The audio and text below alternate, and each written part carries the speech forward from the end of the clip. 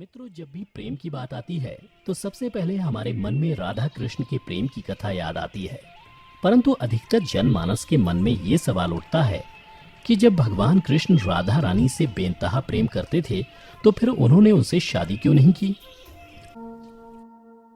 हिंदू धर्म ग्रंथों में इस प्रसंग से जुड़ी कई कथाएं प्रचलित हैं, जिनमें से सबसे पहली कथा के अनुसार ऐसा माना जाता है कि राधा कोई और नहीं बल्कि श्री कृष्ण का ही एक रूप थी।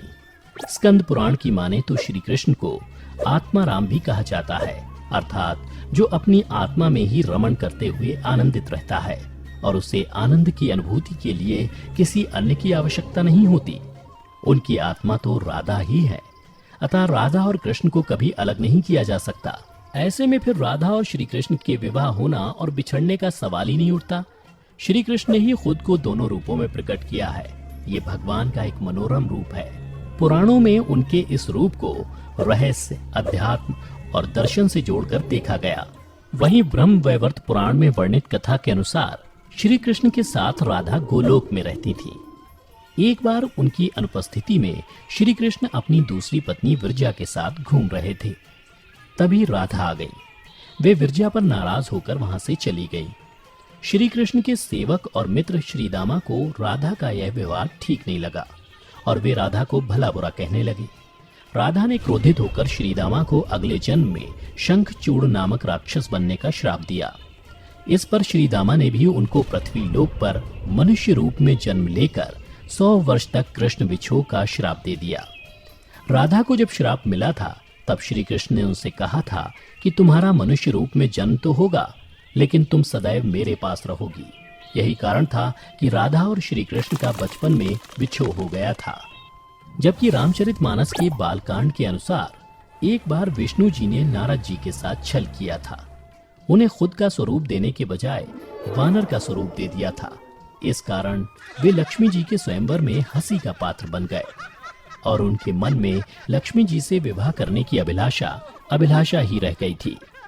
नारद जी को जब इस छल का पता चला तो वे क्रोधित होकर वैकुंठ पहुंचे और भगवान को बहुत भला बुरा कहा और उन्हें पत्नी वियोग का श्राप दे दिया। नारद जी के श्राप की वजह से रामावतार में भगवान रामचंद्र जी को सीता का वियोग सहना पड़ा था और कृष्णावतार में देवी राधा का। इसके अलावा एक अन्य पौराणिक कथा के अनुसार राधा श्री कृष्ण से 5 वर्ष बड़ी थी। राधा ने श्री कृष्ण को पहली बार जब देखा था जब उनकी माँ यशोदा ने उन्हें ओखल से बांध दिया था। कुछ लोग कहते हैं कि वह पहली बार गोकुल अपने पिता वृषभानु जी के साथ आई थी, तब श्री कृष्ण को पहली बार देखा था। जबकि कुछ विद्वानों की माने तो कृष्ण और राधा की पहली मुलाकात संकेत तीर्थ पर हुई थी। जो भी हो, लेकिन जब राधा ने कृष्ण को देखा तो वह उनके प्रेम में पागल जैसी हो गई थी और कृष्ण भी उन्हें देखकर मोहित हो गए थे और फिर दोनों में प्रेम हो गया था। ऐसा माना जाता है कि तभी से राधा श्री कृष्ण की मुरली सुनकर बावरी होकर नाचने लगती थीं और वह उनसे मिलने के लिए बाहर निकल जाती थीं। जब गांव में कृष्ण और राधा के प्रेम की चर्चा चल पड़ी तो राधा के समाज के लोगों ने उसका घर से बाहर निकलना बंद करवा दिया। जिसके बाद एक दिन श्री कृष्ण ने अपनी माता यशोदा से कहा कि माता, मैं राधा से विवाह करना चाहता हूँ। यह सुनकर यशोदा मैया ने कहा कि राधा तुम्हारे लिए ठीक लड़की नहीं है। पहला तो यह है कि वह तुमसे 12 साल बड़ी है और दूसरा यह है कि उसकी मंगनी रायाण के साथ पहले से ही हो चुकी है और वह कंस की सेना में है जो अभी युद्ध लड़ने गया है। जब आएगा तो राधा का उससे विवाह हो जाएगा, इसलिए उससे तुम्हारा विवाह नहीं हो सकता। हम तुम्हारे लिए दूसरी कन्या ढूंढेंगे। लेकिन कृष्ण जिद करने लगे। तब यशोदा ने नंद से कहा। कृष्ण ने नंद की भी बात नहीं मानी। तब नंद बाबा कृष्ण को गर्ग ऋषि के पास ले गए। गर्ग ऋषि ने कृष्ण को समझाया कि तुम्हारा जन्म किसी खास लक्ष्य के लिए हुआ है। इसकी भविष्यवाणी हो चुकी है कि तुम तारणहार हो। इस संसार में तुम धर्म की स्थापना करोगे। तुम्हें इस ग्वालन से विवाह नहीं करना चाहिए। तुम्हारा एक खास लक्ष्य है।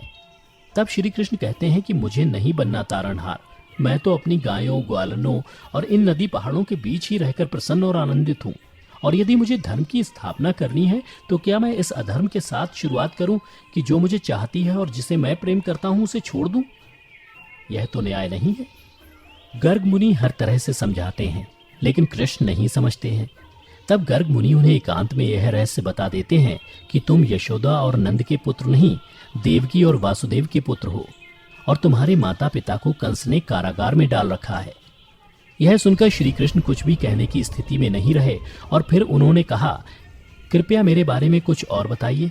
तब गर्ग मुनि ने कहा कि नारद ने तुम्हें पहचान लिया है और तुमने अपने सभी गुणों को प्रकट कर दिया है। तुम्हारे जो लक्षण इस ओर संकेत करते हैं कि तुम ही वह महापुरुष हो जिसके बारे में ऋषि मुनि चर्चा करते हुए आ रहे हैं। यह सुनकर श्री कृष्ण चुपचाप उठे और गोवर्धन पर्वत की सबसे ऊंची चोटी पर जाकर अकेले आकाश को देखने लगे। बस वे वहीं दिन भर रहे और सूर्यास्त के समय ज्ञान को उपलब्ध हो गए। वहीं से उनकी दशा और दिशा बदल गई। फिर उसके बाद श्री कृष्ण कंस के बुलावे पर वृंदावन छोड़कर मथुरा चले गए और इधर राधा का विवाह यशोदा के भाई प्रयाण से हो गया। मित्रों, इसलिए भगवान कृष्ण ने कहा कि राधा तो मेरी आत्मा है, भले ऐसे में मैं उससे विवाह करूं या ना करूं, इससे क्या फर्क पड़ता है। विवाह के बाद भी राधा का ना तो मेरे प्रति स्नेह कम हुआ और ना ही मेरा राधा के प्रति। इसलिए मित्रों, अगर आप भी किसी से प्रेम करते हैं और आपकी उससे शादी नहीं होती है तो निराश ना हो, बल्कि उसके प्रेम को अपने मन में हमेशा के लिए याद रखें, जैसा कि श्री कृष्ण ने किया था। तो मित्रों, उम्मीद करता हूं कि आपको श्री कृष्ण और राधा की ये प्रेम कथा पसंद आई होगी। अगर पसंद आई हो तो इसे ज्यादा से ज्यादा लाइक करें और अपने दोस्तों के साथ शेयर भी अवश्य करें। फिलहाल आज की वीडियो में इतना ही। अब हमें इजाजत दें। आपका बहुत बहुत शुक्रिया।